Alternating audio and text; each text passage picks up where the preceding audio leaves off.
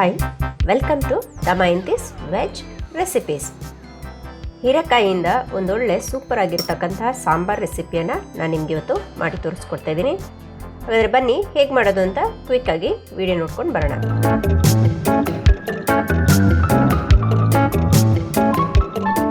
ಇಲ್ಲಿ 2 ಹೀರೆಕಾಯಿಯನ್ನು ನಾನು ತಗೊಂಡಿದ್ದೀನಿ. ಇದನ್ನು ಕಟ್ ಮಾಡಿಕೊಂಡು ನಂತರ ಇದರಲ್ಲಿ ಇರ್ತಕ್ಕಂತಹ ಸಿಪ್ಪೆಯನ್ನು ತೆಗಿಬೇಕು. 2 ಭಾಗವಾಗಿ ಮೊದಲು ಕಟ್ ಮಾಡ್ಕೊತಾ ಇದ್ದೀನಿ.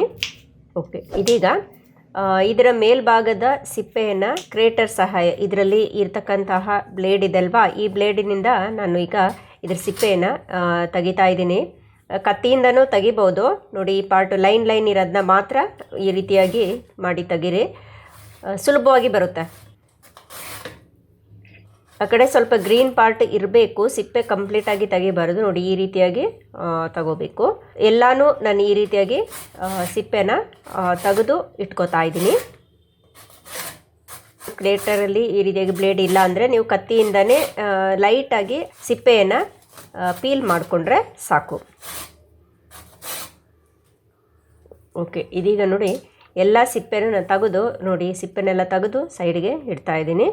ಸಿಪ್ಪೆಯನ್ನು ತೆಗೆದ ನಂತರ ಇದನ್ನ ಒಂದು ಸತಿ ನೀರಿನಿಂದ, ಟ್ಯಾಪಿನ ನೀರಿನಿಂದ ಕ್ಲೀನಾಗಿ ವಾಶ್ ಮಾಡ್ಕೋಬೇಕು. ವಾಶ್ ಮಾಡ್ಕೊಂಡು ತಗೊಂಡು ಬಂದಿದ್ದೀನಿ. ಇದೀಗ ಇದನ್ನ ಚಿಕ್ಕ ಚಿಕ್ಕ ತುಂಡುಗಳಾಗಿ ಕಟ್ ಮಾಡ್ಕೋಬೇಕು. ತುಂಬ ದಪ್ಪನೂ ಇರಬಾರ್ದು, ಆ ಕಡೆ ಮೀಡಿಯಮ್ ಆಗಿ ಕಟ್ ಮಾಡ್ಕೋತಾ ಇದ್ದೀನಿ. ಓಕೆ, ಇದನ್ನೆಲ್ಲ ಈಗ ತುಂಡು ಮಾಡ್ಕೊಂಡ ನಂತರ ನಾನು ಒಂದು ಪಾತ್ರೆಗೆ ಹಾಕೋತಾ ಇದ್ದೀನಿ. ಉಳಿದಿರುವ ಹೀರೆಕಾಯಿ ಕಟ್ ಮಾಡಿ ತಗೋತಾ ಇದ್ದೀನಿ. ಇದನ್ನ ಚಿಕ್ಕದಾಗಿ ಕಟ್ ಮಾಡಿದಷ್ಟು ಸಾರಿನಲ್ಲಿ ಬೆಂದಾಗ ಅದು ಬಾಯಿಗೆ ತಿನ್ನೋತ್ತಿಗೆ ಚೆನ್ನಾಗಿರುತ್ತೆ. ದಪ್ಪ ಆದರೆ ತುಂಬ ದಪ್ಪ ಹೋಳುಗಳಾಗುತ್ತೆ. ಓಕೆ, ಮೀಡಿಯಮ್ ಆಗಿ ನೀವು ಹಿಂಗೆ ಬೇಕಂಗೆ ನೋಡಿ ಕಟ್ ಮಾಡ್ಕೊಳ್ಳಿ.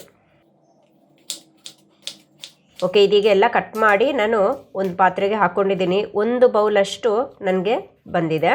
ನಿಮಗೆ ಹೀರೆಕಾಯಿ ಕ್ವಾಂಟಿಟಿ ಕಮ್ಮಿ ಬೇಕಂದರೆ ರೆಡ್ಯೂಸ್ ಮಾಡ್ಕೋಬೋದು.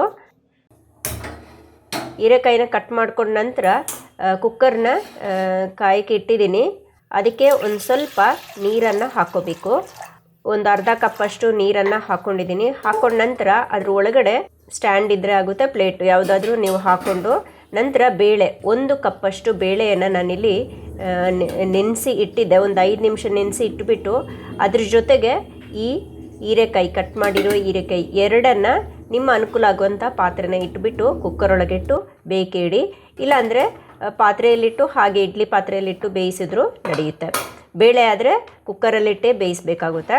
ಹಾಗಾಗಿ ನಾನಿಲ್ಲಿ ಒಂದು 3 ವಿಷಿಲ್ ಕೂಗುವಷ್ಟಕ್ಕೆ ನಾನು ಇದನ್ನ ಬೇಯಿಸ್ಕೊತಾ ಇದ್ದೀನಿ. ಬೇಳೆ ಇರೋದ್ರಿಂದ 3 ವಿಷಿಲ್ ಬೇಯಬೇಕು. ಸಪ್ರೇಟಾಗಿ ಎರಡನ್ನು ನೀವು ಬೇಳೆ ಸಪ್ರೇಟು ಹಾಗೂ ಹೀರೆಕಾಯಿ ಇವೆರಡನ್ನು ಸಪ್ರೇಟಾಗಿ ಪಾತ್ರೆಯಲ್ಲಿ ಹಾಕಿ ಕುಕ್ಕರಲ್ಲಿಟ್ಟು ಬೇಯಿಸ್ಕೊಳ್ಳಿ. ಇದೀಗ 3 ವಿಷಿಲ್ ಆಗಿದೆ. 3 ವಿಷಿಲ್ ಕಂಪ್ಲೀಟ್ ಆದಮೇಲೆ ಕಂಪ್ಲೀಟಾಗಿ ತಣ್ಣಗಾಗೋಕ್ಕೆ ಬಿಡ್ತಾ ಇದ್ದೀನಿ. ತಣ್ಣಗಾದ ನಂತರ ಕುಕ್ಕರನ್ನು ಓಪನ್ ಮಾಡಿ ನೋಡೋಣ. ಓಕೆ, ಇದೀಗ ಓಪನ್ ಮಾಡಿ ನೋಡ್ತಾ ಇದ್ದೀನಿ. ಕಂಪ್ಲೀಟಾಗಿ ಬೆಂದಿದೆ. ನೋಡಿ, ಈ ಹೀರೆಕಾಯಿ ಹಸಿರಿದ್ದಿದ್ದು ಕಲರ್ ಬಣ್ಣ ಚೇಂಜ್ ಆಗಿದೆ. ಹಾಗೆಯೇ ನೋಡಿ, ಬೇಳೆನೂ ಬೆಂದಿರುತ್ತೆ. ಎರಡೂ ಚೆನ್ನಾಗಿ ಬೆಂದಿರುತ್ತೆ. ಸ್ವಲ್ಪ ಬಿಸಿ ಇರುತ್ತೆ. ಬಿಸಿ ತಣ್ಣಗಾದ್ಮೇಲೆ ನೀವು ಇದನ್ನ ತಗೋಬೇಕು. ಇದೀಗ 2 ಬೇಯಿಸಿ ಸೈಡಲ್ಲಿ ಇಟ್ಟಿದ್ದೀನಿ. ನಂತರ ಪಾತ್ರೆ ಕಾಯಕ್ಕೆ ಇಟ್ಟಿದ್ದೀನಿ.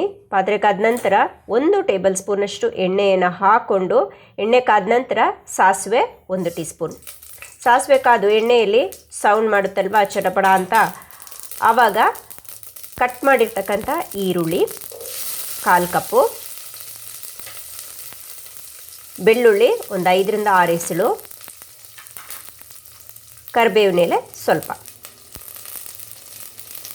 ಇದನ್ನ ಒಂದು ಸ್ವಲ್ಪ ಎಣ್ಣೆಯಲ್ಲಿ ಹುರ್ಕೋಬೇಕು. ಈರುಳ್ಳಿ ಒಂದು ಸ್ವಲ್ಪ ಬಣ್ಣ ಚೇಂಜ್ ಆಗೋವರೆಗೆ ಹುರ್ಕೊಂಡ್ರೆ ಸಾಕು. ಕಡಲೆಬೇಳೆ 1 ಟೇಬಲ್ ಸ್ಪೂನಷ್ಟು ಹಾಕ್ಕೊಂಡು ಚೆನ್ನಾಗಿ ಎಣ್ಣೆಯಲ್ಲಿ ಹುರ್ಕೊಳ್ಳಿ. ಇದು ಹುರ್ಕೊಂಡಾಗಿದೆ. ಟೊಮೆಟೊ 1 ಕಪ್ಪು, ಅಂದರೆ ಮೀಡಿಯಮ್ ಟೊಮೆಟೊ 2 ನಾನಿಲ್ಲಿ ಚಿಕ್ಕ ತುಂಡುಗಳಾಗಿ ಮಾಡ್ಕೊಂಡಿದ್ದೀನಿ. ಇದನ್ನು ಸ್ವಲ್ಪ ಎಣ್ಣೆಯಲ್ಲಿ ಹುರ್ಕೋತಾ ಬನ್ನಿ, ಟೊಮೆಟೊ ಸಾಫ್ಟ್ ಆಗಬೇಕು. ನಂತರ ಹರಳುಪ್ಪನ್ನು ಹಾಕೋತಾ ಇದ್ದೀನಿ. ರುಚಿಗೆ ಎಷ್ಟು ಬೇಕಷ್ಟು ನೋಡಿಕೊಂಡು ಹರಳುಪ್ಪನ್ನು ಹಾಕ್ಕೋಬೇಕು. 1/4 ಟೀ ಸ್ಪೂನ್ ಅರಿಶಿಣ ಹಾಕ್ಕೊಂಡು ಒಂದು ಸತಿ ಚೆನ್ನಾಗಿ ಕಲಿಸ್ಕೋಬೇಕು. ಒಂದು 2-3 ನಿಮಿಷದವರೆಗೆ ಎಣ್ಣೆಯಲ್ಲಿ ಫ್ರೈ ಆಗಲಿ. ನಂತರ ನೀರು ಒಂದೆರಡು ಕಪ್ಪಷ್ಟು ನೀರನ್ನು ನಾನಿಲ್ಲಿ ಹಾಕ್ಕೊಂಡಿದ್ದೀನಿ. ಇದು ಟೊಮೆಟೊ ಬೇಯೋದಕ್ಕೆ ಸ್ವಲ್ಪ ನೀರನ್ನು ಹಾಕ್ಕೊಂಡು ಇದು ಒಂದು 2-3 ಕುದಿ ಬರೋವರೆಗೆ ಮುಚ್ಚಳ ಮುಚ್ಚಿಬಿಟ್ಟು ಇಡಬೇಕು. ಮುಚ್ಚಳ ಮುಚ್ಚಿಬಿಟ್ಟು ಒಂದು 2-3 ಕುದಿ ಬರೋವರೆಗೆ ಬಿಡಬೇಕು. ಆವಾಗ ಟೊಮೆಟೊ ಚೆನ್ನಾಗಿ ಬೆಂದು ಬೆಳ್ಳುಳ್ಳಿ ಎಲ್ಲ ಸಾಫ್ಟಾಗಿ ಬೇಯಬೇಕು. ನಂತರ ಮುಚ್ಚಳ ತೆಗೆದು ನೋಡ್ತೀನಿ, ಇದೀಗ ಬೆಂದಿದೆ. ಹಾಗೆ 2-3 ಟೀ ಸ್ಪೂನಷ್ಟು ಸಾರಿನ ಪುಡಿ ಹಾಕ್ಕೊಂಡಿದ್ದೀನಿ. ಖಾರ ನೋಡಿಕೊಂಡು ನೀವು ಬಳಸ್ಕೋಬೋದು. ಓಕೆ, ಒಂದು ಸತಿ ಚೆನ್ನಾಗಿ ಕಲಿಸ್ಕೊಬಿಡಿ. ಕಲಿಸ್ಕೊಂಡಾಗಿದೆ. ಇದೀಗ ಟೊಮೆಟೊ ಸಾರಿನ ಪುಡಿ ಎಲ್ಲ ಚೆನ್ನಾಗಿ ಮಿಕ್ಸ್ ಆಗಿದೆ. ನಂತರ ಬೇಯಿಸಿ ಇಟ್ಟಿರ್ತಕ್ಕಂತಹ ಹೀರೆಕಾಯಿಯನ್ನು ನಾನಿಲ್ಲಿ ಹಾಕ್ಕೊಂಡಿದ್ದೀನಿ. ಇದು ಕೊನೆಯಲ್ಲಿ ಟೊಮೆಟೊ ಹಣ್ಣು ಚೆನ್ನಾಗಿ ಬೆಂದ ಮೇಲೇ ಹಾಕ್ಕೋಬೇಕು. ಯಾಕಂದರೆ ಮೊದಲೇ ಬೇಯಿಸಿರೋದ್ರಿಂದ ಕೊನೆಯಲ್ಲಿ ಹಾಕ್ಕೊಂಡ್ರೆ ಸಾಕು. ಇದೀಗ ಹೀರೆಕಾಯಿ ಹಾಕೊಂಡ ನಂತರ ಒಂದು ಸತಿ ಕಲಿಸ್ಕೊಂಡು 1 ಕಪ್ಪು ಬೇಳೆ ಬೇಯಿಸಿ ಇರತಕ್ಕಂತಹ ನೀರನ್ನು ಹಾಕ್ಕೊಂಡಿದ್ದೀನಿ. ಹಾಗೆ ನೀರು ಮತ್ತು ನಿಮಗೆ ಬೇಕಿದ್ದಲ್ಲಿ ಸ್ವಲ್ಪನೇ ನೋಡಿಕೊಂಡು ಹಾಕ್ಕೋಬೇಕು. ನಾನಿಲ್ಲಿ 1 ಕಪ್ಪಷ್ಟು ಎಕ್ಸ್ಟ್ರಾ ನೀರನ್ನು ಹಾಕ್ಕೊಂಡಿದ್ದೀನಿ. ಸಾರಿನ ಅಳತೆ ಎಷ್ಟು ಬೇಕು ನೋಡಿಕೊಂಡು ಹಾಕ್ಕೋಬೋದು. ಈಗ ಮುಚ್ಚಳ ಮುಚ್ಚಿಬಿಟ್ಟು 2-3 ಕುದಿ ಬರೋವರೆಗೆ ಬಿಡಬೇಕಿದು. ಒಂದು 5 ನಿಮಿಷ ತಗೊಳುತ್ತೆ ಟೈಮು ಕುದಿಯೋಕ್ಕೆ. ನೋಡೋಣ, ಚೆನ್ನಾಗಿ ಕುದಿ ಬಂದಿದೆ. ಇದು ಮಸಾಲೆ ಎಲ್ಲ ಹೀರೆಕಾಯಲ್ಲಿ ಹೀರ್ಕೋಬೇಕು, ಇಲ್ಲಾಂದರೆ ಹೀರೆಕಾಯಿ ಸಪ್ಪೆ ಆಗುತ್ತಲ್ಲ. ಅದಕ್ಕಾಗಿ ಒಂದು 5 ನಿಮಿಷ ಇದನ್ನು ಕುದಿಯೋಕ್ಕೆ ಬಿಡಬೇಕು. ಇದೀಗ ಚೆನ್ನಾಗಿ ಮಿಕ್ಸ್ ಆಗಿದೆ. ಒಂದು ಸತಿ ಚೆನ್ನಾಗಿ ಕಲಿಸ್ಕೊಂಡ ನಂತರ ನಾನೀಗ ಬೇಳೆ ಬೇಯಿಸಿ ಇಟ್ಟಿದ್ದಲ್ವಾ, 1 ಕಪ್ಪಷ್ಟು ಬೇಯಿಸಿ ಇಟ್ಟಿದ್ದೆ, ಇದನ್ನೇ ಹಾಕ್ಕೊಂಡು ಒಂದು ಸತಿ ಚೆನ್ನಾಗಿ ಕಲಿಸ್ಕೋಬೇಕು. ಕಲಿಸ್ಕೊಂಡು ಸಾರಿನ ಹದ ಎಷ್ಟು ಬೇಕೋ ಅಷ್ಟು ನೀರನ್ನು ಹಾಕ್ಕೊಳ್ಳಿ. 1 ಬೌಲಷ್ಟು ನೀರನ್ನು ಬಳಸ್ಕೊಂಡಿದ್ದೀನಿ. ನೀರು ನೀವು ಕಲಿಸ್ಕೊಂಡು ಹದ ನೋಡ್ಕೊಂಡು, ಯಾಕಂದರೆ ಕುದಿ ಬರ್ತಾ ಒಂದು ಸ್ವಲ್ಪ ಗಟ್ಟಿಯಾಗ್ತಾ ಬರುತ್ತೆ. ನೀರನ್ನು ನಿಮ್ಮ ಅಳತೆಗೆ ನೋಡಿಕೊಂಡು ಹಾಕ್ಕೊಳ್ಳಿ. 1 ಬೌಲಷ್ಟು ನೀರನ್ನು ನಾನು ಹಾಕ್ಕೊಂಡು ನಂತರ ಕೊತ್ತಂಬರಿ ಸೊಪ್ಪು ಸ್ವಲ್ಪ ಕಟ್ ಮಾಡಿರೋದನ್ನ ಹಾಕ್ಕೊಂಡಿದ್ದೀನಿ. ಹಾಗೆ ಹರಳುಪ್ಪು ನೀವು ರುಚಿ ಮೊದಲೇ ಹಾಕಿರೋದ್ರಿಂದ ರುಚಿಯನ್ನು ನೋಡಿಕೊಂಡು ಟೇಸ್ಟ್ ನೋಡ್ಕೊಂಡು ಹಾಕ್ಕೊಳ್ಳಿ. ಇಲ್ಲಿ 1/4 ಟೀ ಸ್ಪೂನಷ್ಟು ಬೆಲ್ಲನ ಹಾಕ್ಕೊಂಡಿದ್ದೀನಿ. ಬೆಲ್ಲನ ಹಾಕ್ಕೊಂಡ ನಂತರ ಒಂದು ಸತಿ ಚೆನ್ನಾಗಿ ಕಲಿಸ್ಕೊಬಿಡಿ. ಕಲಿಸ್ಕೊಂಡು ಬೇಕಿದ್ದಲ್ಲಿ ನೀರನ್ನು ನೀವು ಹಾಕೋಬೋದು. ನಂತರ ಮುಚ್ಚಳನ ಮುಚ್ಚಿಬಿಟ್ಟು ಚೆನ್ನಾಗಿ ಕುದಿ ಬರೋಕ್ಕೆ ಬಿಡಬೇಕು. ಇದು ಕುದಿಯೋಕ್ಕೆ ಒಂದು 5-6 ನಿಮಿಷದವರೆಗೆ ಟೈಮ್ ತಗೊಳ್ಳುತ್ತೆ. ಯಾಕಂದರೆ ಕುದೀತಾ ಬೇಳೆ ಎಲ್ಲ ಮಿಕ್ಸ್ ಆಗಿ ಸಾರು ಗಟ್ಟಿಯಾಗಿ ಬರಬೇಕು. ಅಲ್ಲಿವರೆಗೆ ನೀವು ಬಿಡಬೇಕು. ಆವಾಗ ಅದು ರುಚಿ ಚೆನ್ನಾಗಿರುತ್ತೆ. ಬೇಳೆಯ ಅಂಶದ ನೀರನ್ನೆಲ್ಲ ಅದು ಬಿಡ್ತಾ ಬಂದಾಗ ಆ ಸಾರಿನಲ್ಲಿ ಹೀರೆಕಾಯಿ ಜೊತೆಗೆ ಬೆರೆತಾಗ ಅದು ರುಚಿ ಅದ್ಭುತವಾಗಿರುತ್ತೆ. ಓಕೆ, ಇದೀಗ ಚೆನ್ನಾಗಿ ಕುದಿ ಬಂದಿದೆ. ಇನ್ನೊಂದು ಸ್ವಲ್ಪ ಕುದಿಬೇಕು. ಈ ಟೈಮಲ್ಲಿ ನಿಮಗೆ ಉಪ್ಪು ಖಾರ ಹುಳಿ ಏನಾದರೂ ಬೇಕಿದ್ದಲ್ಲಿ ಹಾಕೋಬೋದು.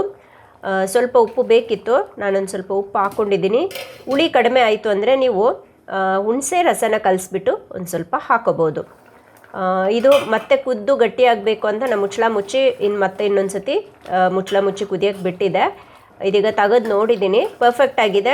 ನೋಡಿ, ಇಲ್ಲಿ ನನ್ನ ಬೇಳೆಯನ್ನು ಒಂದು ಸ್ವಲ್ಪ ಕುಕ್ಕರಲ್ಲಿ ಕಂಪ್ಲೀಟಾಗಿ ಬೇಯಿಸಿರಲಿಲ್ಲ, ಇದರಲ್ಲಿ ಬೇಯಿಸ್ಕೊಂಡಿದ್ದೀನಿ. ಯಾಕಂದರೆ ಕುದೀತಾ ಆ ಬೇಳೆದು ಇದು ಒಲೆಯಲ್ಲಿ ಹಾಗೇ ಬೆಂದರೆ ಅದ್ರದ್ದು ಸಾರಿನ ರುಚಿ ತುಂಬ ಚೆನ್ನಾಗಿರುತ್ತೆ. ನೋಡಿ, ಬೇಳೆ ಚೆನ್ನಾಗಿ ಬಂದಿದೆ, ಪ್ರೆಸ್ ಮಾಡಿ ನೋಡಿದ್ದೀನಿ.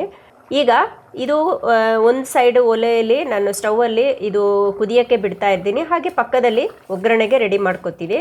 ಇದು ಒಂದು ಕಡೆ ಕುದೀತಾ ಇರಬೇಕಾದ್ರೆ ಸೈಡಿನಲ್ಲಿ ಸಾರು ಗಟ್ಟಿಯಾಗ್ತಾ ಬರ್ತಾ ಇರತಕ್ಕಂತಹ ಸಮಯದಲ್ಲಿ ನೀವು ಒಗ್ಗರಣೆಗೆ ರೆಡಿ ಮಾಡ್ಕೊಳ್ಳಿ.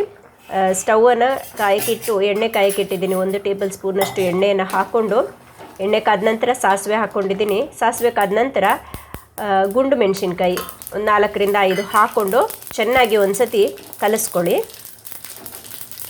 ಕಲಿಸ್ಕೊಂಡ ನಂತರ ಕರಿಬೇವಿನ ಎಲೆ ಒಂದು ಸ್ವಲ್ಪ ಹಾಕ್ಕೊಂಡು ಒಂದು ಸತಿ ಸ್ಪೂನ್ನಲ್ಲಿ ಚೆನ್ನಾಗಿ ಮಿಕ್ಸ್ ಮಾಡ್ಕೊಳ್ಳಿ. ಮಿಕ್ಸ್ ಮಾಡ್ಕೊಂಡ ನಂತರ ಸ್ಟವನ್ನು ಆಫ್ ಮಾಡಿಕೊಂಡು ಕುದೀತಾ ಇರತಕ್ಕಂತಹ ಸಾಂಬಾರಿಗೆ ಒಗ್ಗರಣೆ ಕೊಡಿ.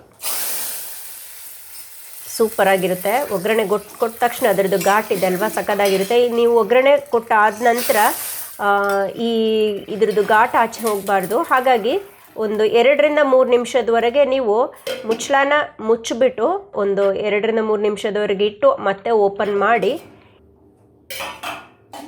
ಹೀರೆಕಾಯಿ ಸಾಂಬಾರ್ ರೆಡಿಯಾಗಿದೆ. ತುಂಬಾ ಸಿಂಪಲ್, ಎಷ್ಟು ಸಿಂಪಲ್ ಆಗಿರುತ್ತೋ ಅಷ್ಟೇ ರುಚಿಯಾಗಿರುತ್ತೆ ಈ ಸಾಂಬಾರನ್ನು ಮಾಡೋದು. ಖಂಡಿತವಾಗ್ಲೂ ನೀವು ಟ್ರೈ ಮಾಡಿ.